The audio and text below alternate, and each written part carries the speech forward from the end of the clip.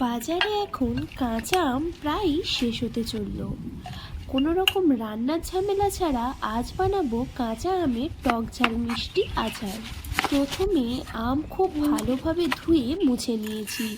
এবার এগুলোকে ছোট টুকরো করে কেটে নেব।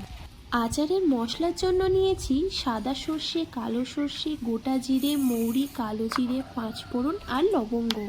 এখানে আমি কয়েকটা কাঁচা রসুন দিয়েছি, সেটাকে একটু থেতো করে নেব। এবার একটা বোলের মধ্যে ওই গুঁড়ো মশলা, লঙ্কা গুঁড়ো, সামান্য চিনি, লবণ আর কিছুটা সর্ষের তেল দিয়ে খুব ভালোভাবে মেখে নেব।